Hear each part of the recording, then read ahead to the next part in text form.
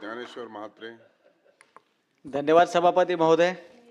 सत्ताधारी पक्षाच्या 260च्या प्रस्तावर बोलण्याची अनुमती आपण मला दिली आहे.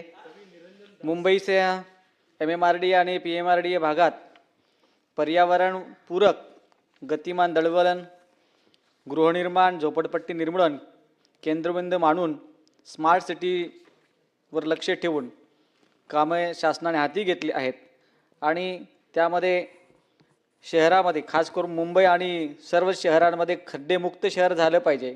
सगळ्याच शहरांमध्ये काँक्रिटीकरण झालं पाहिजे. याकरता शासनाने भरीव अशी कामगिरी केली आहे. मुंबई जिल्हा बँकेच्या वतीने एजन्सी नेमून कर्ज मर्यादा वाढवून पुनर्विकासाचा प्रकल्प हाती घेतला आहे. त्याकरता आमचे प्रवीणजी दरेकर साहेब त्यांनी स्वतः पुढाकार घेतला आहे. मुंबई पोलीस कर्मचारी आहेत, त्यांना पुरेसे निवासस्थाने मिळाले पाहिजेत. याकरता सुद्धा शासनाने उपक्रम हातामध्ये घेतला आहे.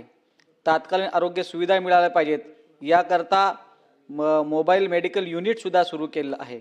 त्याचबरोबर तिसरी मुंबई भूमिगत बोगदा आणि रस्त्यांचं विस्तारीकरण करणं याकरता भरीव अशी निधी उपलब्ध करून दिला आहे.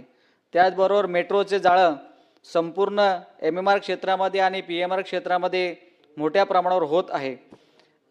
मुंबईपासून तर मेट्रो ही आमच्या अंबरनाथपर्यंत जाणार आहे. पण आपल्या वतीने मी शासनाला विनंती करत आहे की ती बदलापूरपर्यंत नेली पाहिजे. याकरता तरतूद करावी. कारण वाढती लोकसंख्या म्हणजे छत्रपती शिवाजी टर्मिनल्स ते आमच्या बदलापूरपर्यंत फार मोठ्या प्रमाणामध्ये नोकर वर्ग त्या ठिकाणी चाकरमानी राहत असतात आणि त्यांची परिस्थिती फार सध्या गंभीरच आहे. बदलापूर रेल्वेच्या संदर्भात मी या ठिकाणी मुद्दाम मांडेल. आमचे मंत्री भरतशेठ गोगावले या ठिकाणी बसले आहेत. ते मंत्री आहेत, त्यांनी या माझ्या काही महत्त्वाच्या गोष्टी आहेत त्यांची दखल घ्यावी. खास करून छत्रपती शिवाजी महाराज ते बदलापूर रेल्वे स्थानकापर्यंत खूप मोठ्या समस्या निर्माण झाल्या आहेत. मी त्या समस्या पाहण्यासाठी स्वतः त्या ठिकाणी गेलो होतो. लोकांचे प्रवाशांचे रोज हाल होत आहेत. डब्यामध्ये लोकांना बसायला जागा नाही अशी परिस्थिती निर्माण झाली आहे. अशा परिस्थितीमध्ये गाड्याच्या वेळा वाढवणं आणि वेळेमध्ये गाड्या सुटणं हा फार महत्त्वाचा विषय आहे. त्याकडे लक्ष देणं गरजेचं आहे. अनेकांना असं वाटतं की वेळेत कामाला गेलं पाहिजे. कामाला जर उशीर गेलं पोचलं ऑफिसच्या ठिकाणी तर त्यांना त्या ठिकाणी बायोमेट्रिक हजेरी द्यावी लागते आणि जर का उशीर झाला तर कदाचित त्या दिवशी त्यांचा ॲब्सेंटी वगैरे लागू शकते आणि त्यामुळं लोक जीवाच्या आकांतीने रेल्वे पकडण्याचा प्रयत्न करतात आणि अशामध्ये अनेक अपघात झाल्याची माहिती आपल्यासमोर आली आहे. तर आपल्या वतीने मी शासनाला विनंती करेन, सभापती महोदय आपण शासनाच्या लक्षात आणून द्या. केंद्र शासना जरी रेल्वेच्या अंतर्गत येत असेल, त्यांच्या अंतर्गत जर रेल्वे असेल तरीसुद्धा आपल्या MMRDA क्षेत्रामधले जे रेल्वे आहेत त्यामध्ये लक्ष देणं गरजेचं आहे. त्याचबरोबर सकाळच्या आणि संध्याकाळच्या गाड्या वेळेमध्ये सुटल्या पाहिजेत. 15 डब्याच्या गाड्या वाढवणं गरजेचं आहे. 4थ्या लेनचे काम जे आहे सुरू आहे ते लवकरात लवकर व्हायला पाहिजे. चिखलीचं रेल्वे स्टेशन हे लवकरात लवकर झालं पाहिजे. आणि सगळ्यात महत्त्वाचं की रेल्वे स्टेशनवरती जे स्वच्छतागृह आहेत, मी स्वतः एक ठिकाणी स्ट्रिंग ऑपरेशन केलं होतं. त्या ठिकाणी पैसे घेतले जात होते. एका व्यक्तीने एका महिलेने पैसे दिले नव्हते म्हणून त्या महिलेला लघुशंका करू दिली नव्हती. तिने जागेवर लघुशंका केली होती. यावर ते मी लक्ष वेधलं होतं. माननीय मुख्यमंत्र्यांनी त्यात हस्तक्षेप केलेला होता. पण असे ज्या ठिकाणी स्वच्छतागृहामध्ये पैसे मागितले जातील त्या ठिकाणी लक्ष देणं गरजेचं आहे. त्याचबरोबर SRA संदर्भात आमच्या बदलापूरमध्ये एक संजय नगर झोपडपट्टी आहे. त्या ठिकाणी फार मोठा फ्रॉड झाल्याचं निदर्शनास आलं आहे. माझी विनंती आहे आपल्या माध्यमातून त्याकडे लक्ष दिले गेलं पाहिजे.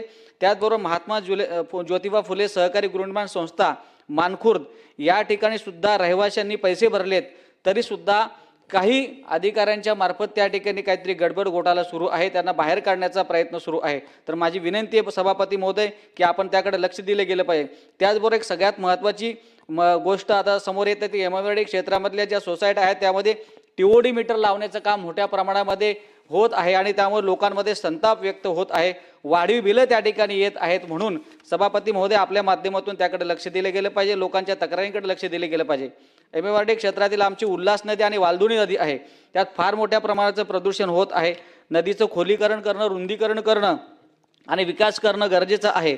त्या ठिकाणी रेड लाईन आणि ब्ल्यू लाईन रेषा जी आखलेली आहे ती हटवून त्या ठिकाणी पुनर्विकास करणं अत्यंत गरजेचं आहे. सभापती महोदय राज्याचे मुख्यमंत्री देवेंद्र फडणवीस साहेब, उपमुख्यमंत्री एकनाथजी शिंदे साहेब आणि उपमुख्यमंत्री सुनेत्राताई पवार आणि सर्व मंत्रीगण या ठिकाणी आज चांगलं काम करत आहेत.